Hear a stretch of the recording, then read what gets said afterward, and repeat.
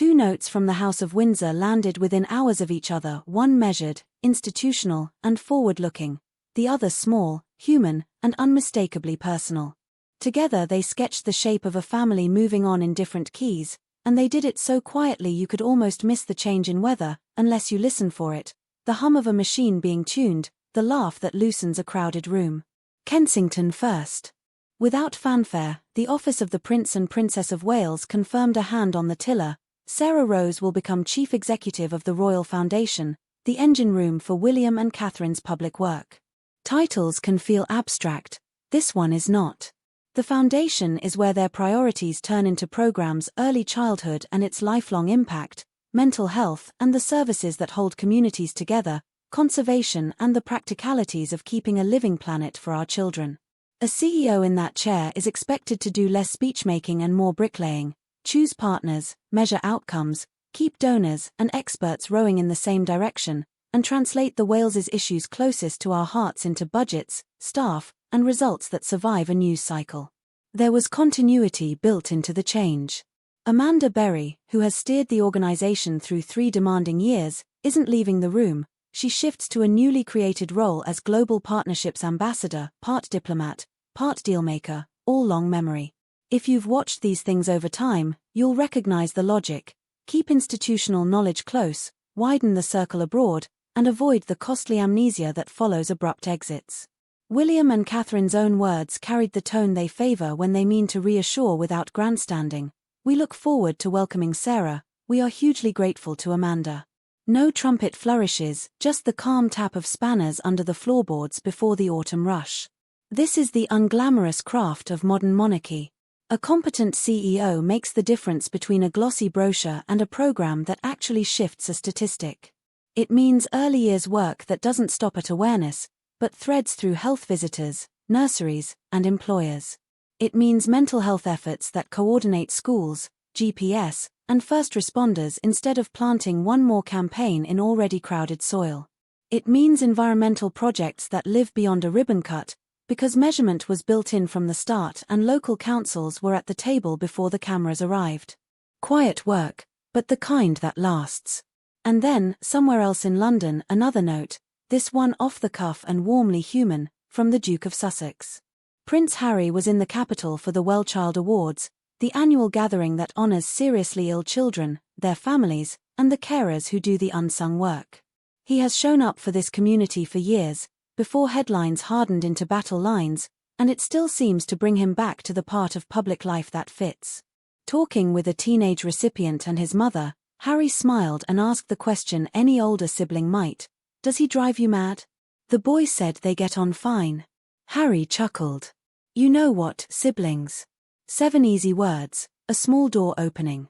Listen half a second longer and you hear the echo.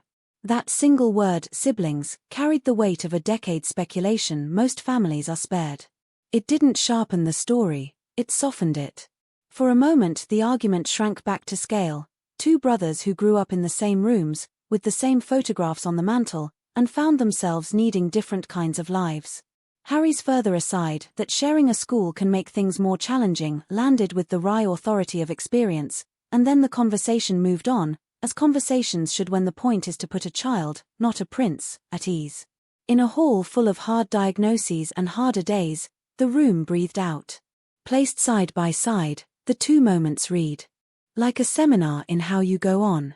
William and Catherine are building out the scaffolding they'll need for the next 10 and 20 years, choosing a chief executive who can turn mission into method, keeping a trusted hand in a global brief, signaling that the foundation is less a stage than a workshop. This is how institutions endure. You design the calendar, you appoint the right people, you audit what worked and what didn't, and you keep your promises even when the cameras have moved elsewhere.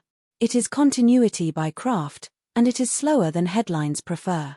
Harry's visit, by contrast, continues a more personal thread. He shows up where he's promised to show up, finds the human quick in an event, and says something that sounds like most families' kitchen table truth. You can argue with a press release, you rarely argue with a laugh.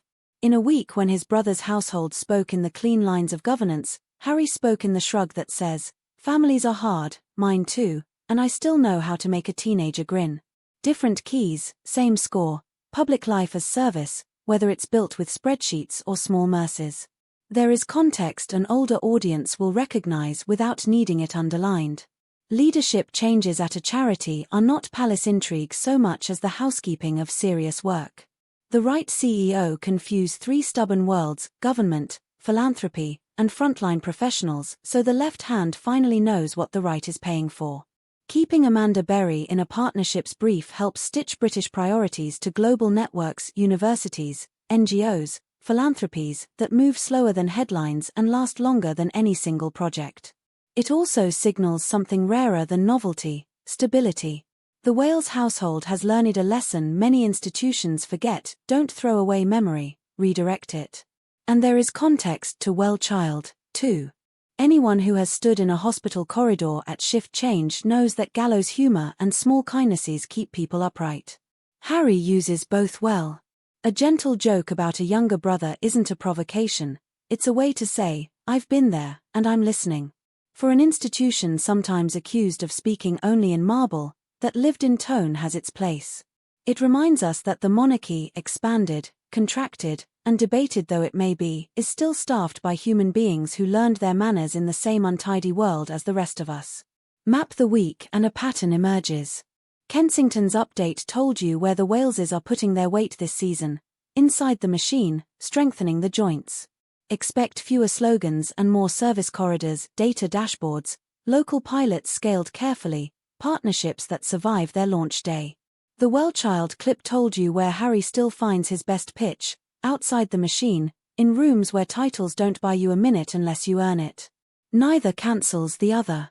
One is the long game of institution building, the other is the short, necessary grace of looking someone in the eye. Both, at their best, serve the same idea of public life: that it should make it easier to be a child, or a parent, or a carer, in a country that often asks too much of all three. Perhaps that is why the week felt quietly important. Not because there was drama, there wasn't, but because the signals were clear without being loud. The foundation recalibrated and kept going. The awards night did what it always does: lifted a room that deserves to be lifted. Between those 2 points, you could glimpse a future in which the next reign is shaped as much by sober management as by the small, unguarded moments that remind a nation why it ever paid attention. If you heard something different in those notes, if Harry's aside struck you as more than a shrug, or if the foundation's change reads to you as a fresh start rather than a tidy succession, tell us below. Your perspective has a way of catching what the cameras miss. And if you value calm, well-sourced royal coverage that treats both the work and the people with respect, stay with us. We'll keep following as statement turns into substance, and a 7-word aside becomes, perhaps, the most honest line of the week.